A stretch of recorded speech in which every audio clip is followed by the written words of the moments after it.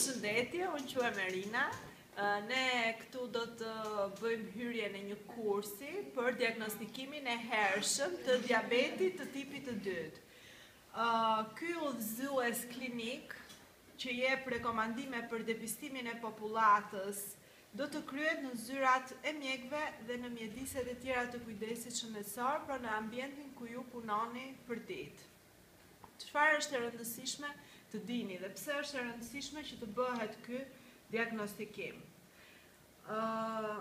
Qëllimi kryesor është që diabeti mellitus është një grup i sëmundjeve metabolike të karakterizuara nga hiperglicemi, e cila rezulton nga defekte në sekretimin e insulinës, prodhimin e insulinës apo të dyja bashkë. Cilat janë arsyet e depistimit të popullatës me diabet të tipit të dytë? Arsyet janë 5 dhe kryesori është se diabeti i tipit të dytë ka një periudhë të gjatë asimptomatike, në të cilën mund të detektohet, ka përqindje të lartë të personave të padiagnostikuar në populatë, rreth 50% e popullatës janë të padiagnostikuar. Në momentin e diagnozës, një pjesë e mirë e pacientëve kanë shfaqur komplikimet mikrovaskulare të diabetit.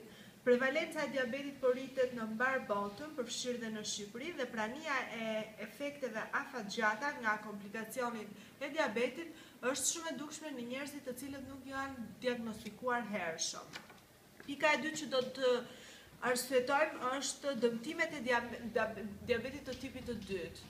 Dëmtimet cilat janë? Nga hiperglicemia kronike e diabetit shoqërohet me dëmtime të organeve të ndryshme, me syt, veshkat, nervat, zemra, enët e gjakut, dhe individët me diabet të tipit të dytë të padiagnostikuar gjithashtu paraqesin rrezik të lartë për insult cerebral, sëmundje koronare të zemrës, sëmundje periferike vaskulare.